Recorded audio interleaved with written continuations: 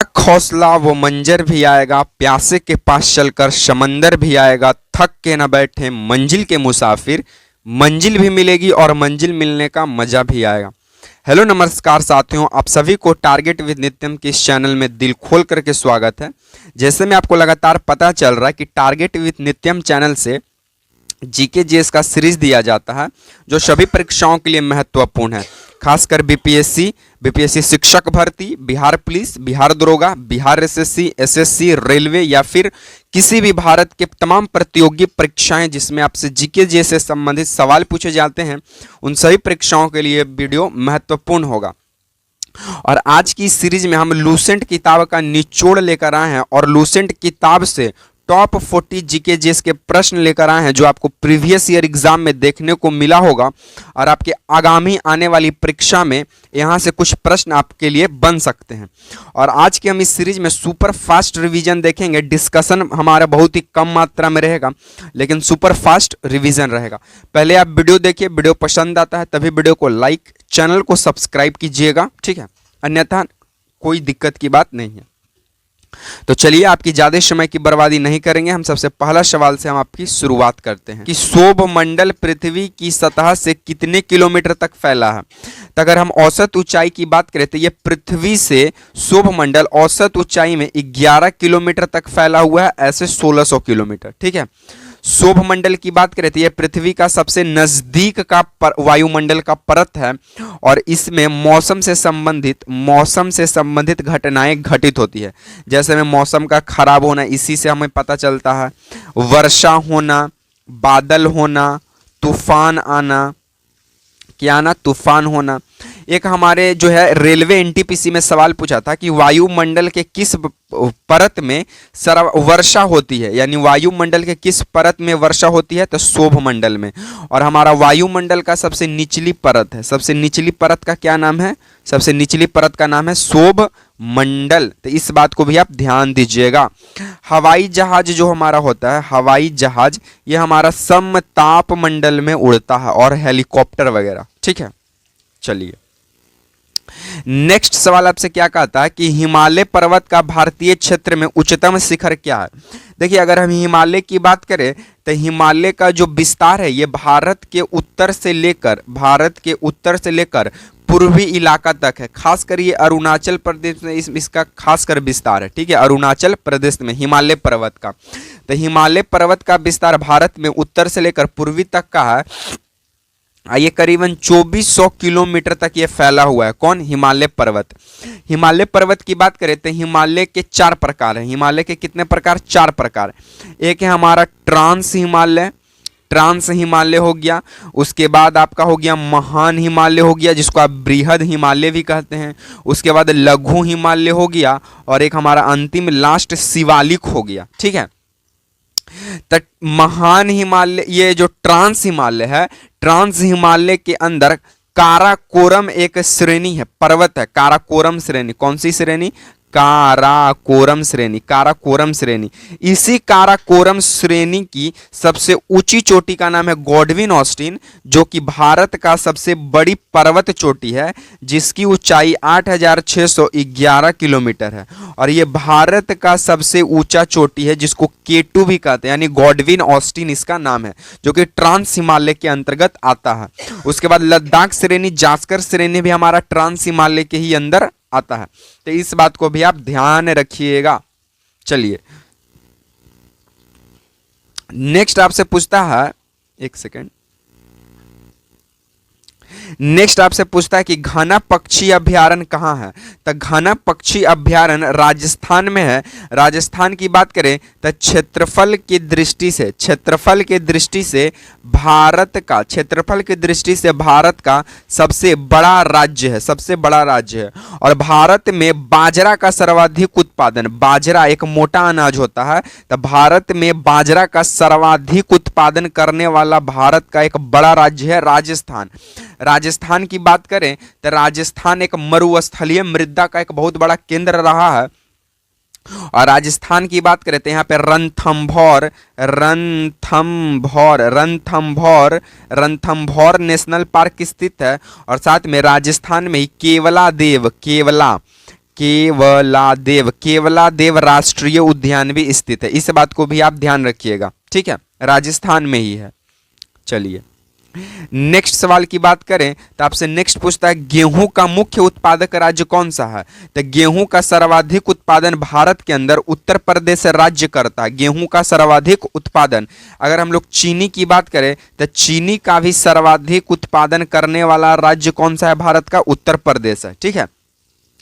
उत्तर प्रदेश का प्रमुख अगर तथ्यों की बात करें तो आपको एक यहाँ पे ध्यान देना पड़ेगा कि जो उत्तर प्रदेश ये आपको ये क्या कहते हैं, चीनी का सर्वाधिक उत्पादन उत्तर प्रदेश ही करता है। और साथ में महाराष्ट्र जो है, महाराष्ट्र में चीनी फैक्ट्री की सर्वाधिक है, वहां पे चीनी फैक्ट्री है, ठीक है। और चीनी का सर्वाधिक उत्पादन उत्तर प्रदेश, इसीलिए उत्तर प्रदेश को चीनी का कटोरा भी कहते हैं। और विश्व का चीनी का कटोरा कौन है, तो विश्व का चीनी का कटोरा क्यूबा है, जो कि अमेरिका का एक शहर है, क्यूबा, ठीक है। चलिए नेक्स्ट हमारा सवाल क्या कहता है कि फिरोजाबाद किसका प्रमुख केंद्र रहा है। तो सबसे पहले आप ये समझिए जो फिरोजाबाद है ये उत्तर प्रदेश के अंतर्गत आता है। फिरोजाबाद कहाँ है, उत्तर प्रदेश राज्य में है। फिरोजाबाद का प्राचीन नाम की बात करें तो फिरोजाबाद का प्राचीन नाम है चंदावर। क्या नाम है, चंदावर नाम है या चंद्वार नाम है, इस ऐसी नाम है, ठीक है। चंदाद्वार या चंदावर नाम है, जो कि कांच के निर्माण का एक प्रमुख उद्योग केंद्र बन चुका है। कौन, फिरोजाबाद, ठीक है। तो इस बात को भी आप ध्यान रखिएगा, एसएससी जीडी में ये पूछा हुआ सवाल है प्रीवियस ईयर का। चलिए नेक्स्ट हमारा सवाल क्या कहता है कि प्रथम व्यक्तिगत सत्याग्रह करने वाले व्यक्ति कौन थे। तो प्रथम व्यक्तिगत सत्याग्रह करने वाले व्यक्ति विनोबा भावे हैं। और विनोबा भावे को 1958 में रमन मैगसेसे पुरस्कार से सम्मानित किए जाने वाले प्रथम भारतीय व्यक्ति रहे। यानी भारत का प्रथम व्यक्ति कौन है जो रमन मैगसेसे पुरस्कार से सम्मानित हुआ, तो वो है विनोबा भावे, जिनको 1958 में दिया गया। रमन मैगसेसे पुरस्कार को विश्व का नोबल पुरस्कार के नाम से जानते हैं, विश्व का नोबल पुरस्कार के भी नाम से जानते हैं। और रमन मैगसेसे ये फिलीपींस के जो राष्ट्रपति हैं, पूर्व राष्ट्रपति जिनका देहांत हो गया हवाई जहाज दुर्घटना में, उनका नाम था रमन मैगसेसे, उन्हीं के याद में ये दिया जाता है। ये एशिया का नोबल पुरस्कार के नाम में दर्ज है ये अपना नाम, ठीक है। चलिए नेक्स्ट सवाल की बात करें तो शांति निकेतन के संस्थापक कौन थे। तो शांति निकेतन के संस्थापक रविंद्रनाथ टैगोर थे। और रविंद्रनाथ टैगोर ही 1905 में बंगाली भाषा में भारत का राष्ट्रीय गान जन गण मन गाया था, ठीक है, लिखा था, ठीक है। तो शांति निकेतन के संस्थापक रविंद्रनाथ टैगोर है। रविंद्रनाथ टैगोर ने 1905 में बंगाली भाषा में जनगण मन को लिखा, जो कि भारत का राष्ट्रीय गान है। लेकिन भारत का प्रथम बार राष्ट्रीय गान कब गाया गया, तो प्रथम बार इसे गाया गया था 1911 के कांग्रेस अधिवेशन में। और गाने वाले व्यक्ति भी कौन थे, रविंद्रनाथ टैगोर, RNT, ठीक है। चलिए नेक्स्ट की बात करें तो हमारा नेक्स्ट बोलता है कि असहयोग आंदोलन कब असीमित काल तक निलंबित हो गया। देखिए असहयोग आंदोलन की बात करें तो असहयोग आंदोलन 1920 में शुरू हो जाता है और 1922 में इसका अंत हो जाता है। कारण क्या था कि 5 फरवरी 1922 को उत्तर प्रदेश के गोरखपुर जिला में ये चौरी चौरा है, ठीक है। चौरी चौरा एक जगह का नाम है जहां पर ये अंग्रेजों का थाना था, जिसमें से 22 पुलिसकर्मियों को जिंदा जला दिया गया था 5 फरवरी 1922 को।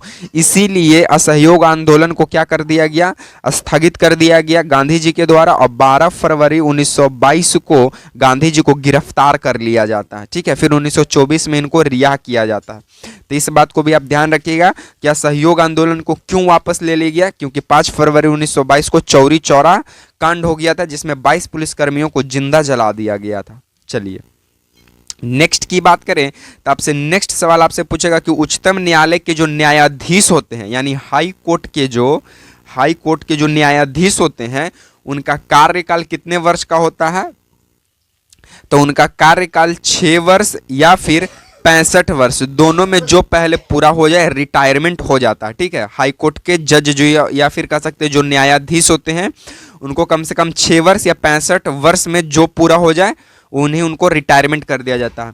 हाईकोर्ट की गठन की बात करें तो हाईकोर्ट का गठन 214 अनुच्छेद में इसका उल्लेख मिलता है और भारत का प्रथम हाईकोर्ट कलकत्ता में स्थापित किया गया था। कलकत्ता हाईकोर्ट है, ठीक है, जिसकी स्थापना 1862 में किया गया था, जो कि भारत का सबसे पुराना और प्रथम हाईकोर्ट है। ठीक है, किसी भी राज्य का जो हाईकोर्ट के जो न्यायाधीश है उसकी जो नियुक्ति है वो उस राज्य के राज्यपाल और भारत के राष्ट्रपति के परामर्श पर किया जाता है। ठीक है, और सुप्रीम कोर्ट के न्यायाधीश के परामर्श पर उनकी नियुक्ति किया जाता था। इस बात को भी आप ध्यान रखिएगा। चलिए, तो आज को हम सीरीज को यहीं पे समाप्त करेंगे साथियों। बाकी वीडियो को देखने के लिए थैंक्स फॉर वाचिंग वीडियो। आपको ये वीडियो कैसा लगा कमेंट में जरूर बताइएगा। वीडियो पसंद आया हो तो वीडियो को लाइक, वीडियो को शेयर एंड कमेंट करना मत भूलिएगा। इसी तरह के सीरीज के साथ आपसे मिलेंगे नेक्स्ट वीडियो में। तब तक के लिए आप तमाम साथियों को जोड़ने के लिए जय हिंद, वंदे मातरम।